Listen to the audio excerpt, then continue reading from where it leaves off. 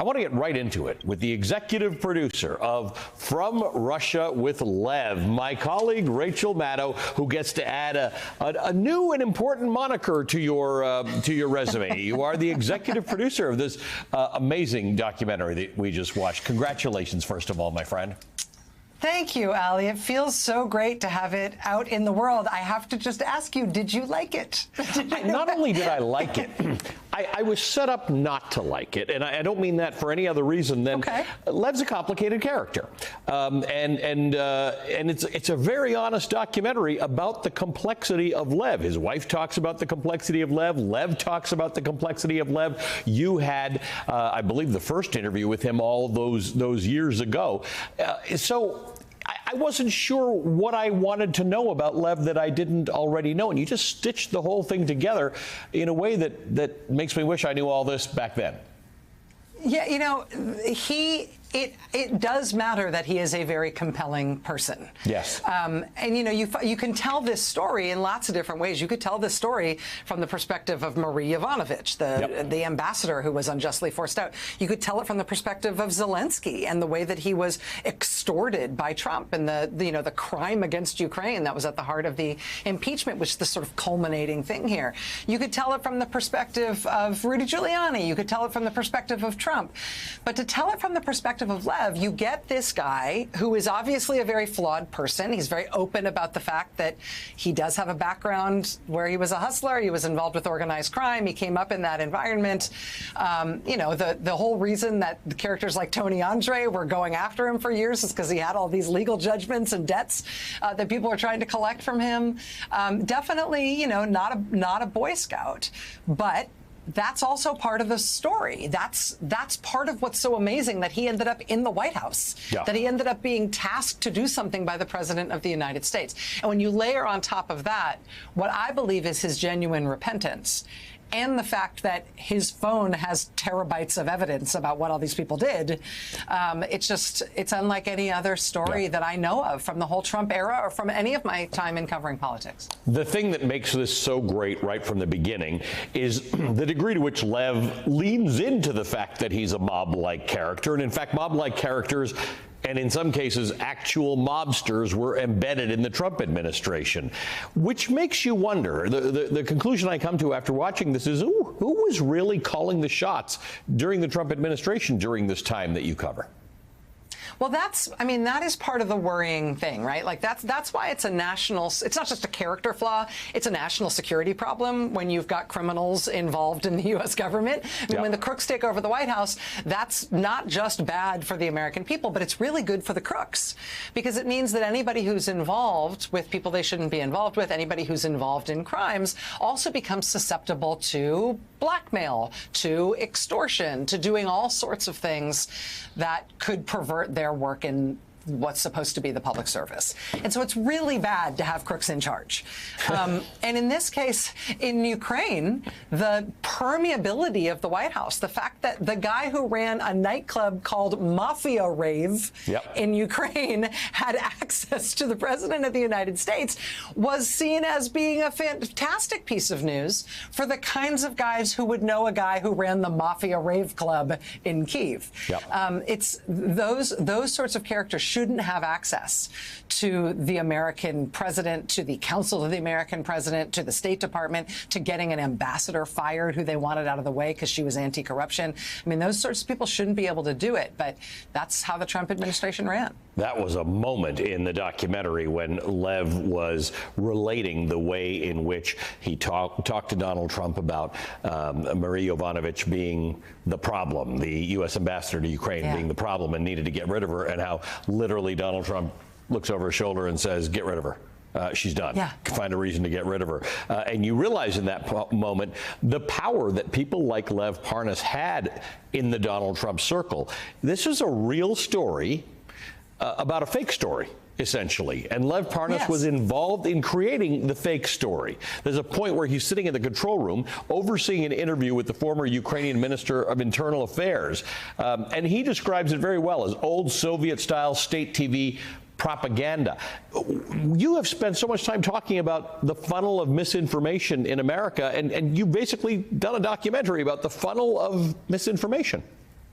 Yeah, I mean, when Lev says at one point in the film, you know, I eventually realized that there wasn't anybody who fed us any piece of this story who wasn't either working for the Russian government directly or working for Russian intelligence. Right. So this was a foreign influence operation to target the United States, right? The Director of National Intelligence has just said that Russia is targeting our elections again in 2024 to try to get Trump back in the White House as part of their overall effort to try to harm and weaken the United States. They're, you know, using their best weapon against the United States, which they think is Donald Trump in power.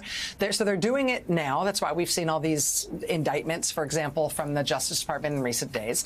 Famously, we all remember what they did in 2016 to try to get Trump in power with the troll farms and the WikiLeaks and the hacking the Democratic Party and the Clinton campaign and all that stuff. Well, that's 2016 and 2024. In between, in 2020, what they did was Lev. What they did was this project to create a story that would hopefully knock Joe Biden out of the running for the Democratic presidential nomination in 2020 because Donald Trump knew that Biden had the best chance of beating him. Yep. And so he wanted him out. And so they ran the Russians ran an influence operation to try to essentially spoil Joe Biden's chances at winning that nomination. And they went at him by what they thought was his Achilles heel, which is his love for his son Hunter, his troubled son Hunter. And using a father's love for his son against him, I think is morally repugnant. I think it's evil. But it also was really consequential, both in Hunter's life and ultimately in the Biden family's life. And it led to the first Trump impeachment. It led to the change in Lev's life and him going to prison and all of this. But that was the origin of it. In a few minutes, I'm going to talk to Lev and his wife, central characters in the show. Great. These documentaries don't work without central characters. As you mentioned, you can tell it from different perspectives, but when you tell it from too many perspectives, you lose the effect of the story. So Parnas is the central character in the story. He frames himself as the con man who got conned. At the same time, as we discussed, he really did help orchestrate this whole operation. So yes, I know where I stand on this, having watched this, but for the viewer, why should they believe Lev Parnas now? It's a very good question, totally fair question, and one that we had to confront, and that I had long conversations with Billy Corbin and Alfred Spellman, who are the director and the producer of the film at Raconteur Pictures. We talked about this a lot because that's core to the journalistic import of the film. Can you believe what he is saying? And there's two things that I think powerfully, maybe three things, but two main things that powerfully, I think, come down on the side of believing what Lev is saying. One of them is that first interview that he did with me in January 2020, which set this whole process in motion.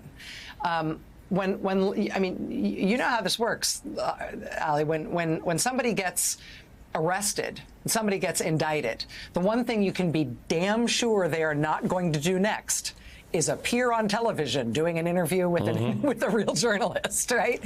And yet, after Lev was arrested and indicted, he came and did that interview with me at great legal peril to himself. The Justice Department actually tried to remand him to custody because he did that interview with me. It was nothing, all of his sort of come to Jesus, here's what I know, let me testify, let me tell you what I know, let me show you what's on my phone. All of that stuff was not only not in his own interest, it was against his interest directly and may have very well led to a lot of the legal peril that he found himself in. It was not self-interested, and I find that important. The incentives all went the other way. The other part of it is that he really does have a record of all of the things that he's talking about. He's got thousands and thousands and thousands of text messages, thousands of documents in his iCloud, thousands of photos. And he just gave us full access to all of that to make this film, which was the most amazing fact-checking process I've ever sort of been through for a guy who has such an incredible story to tell about such important people.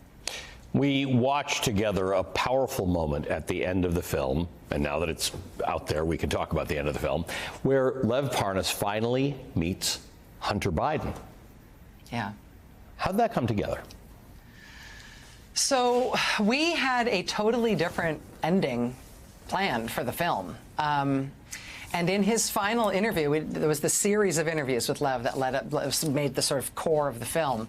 And in his final interview, he said to director Billy Corben, you know, I am going to go to my probation officer and ask for permission to leave the state of Florida, because I would like to go to California and apologize to Hunter Biden face to face. Wow.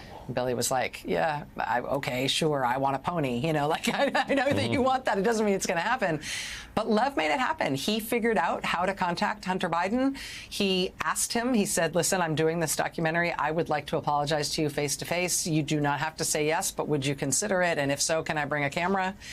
And none of us believed it would. I didn't even bother putting it on my calendar. I never thought it would happen. And then it just did. And we didn't know when Lev walked in that room whether Hunter was going to, you know, punch him out or talk to him or accept his offer his forgiveness and accept his apology. And it was just a really remarkable moment given what Lev was the author of in Hunter's life.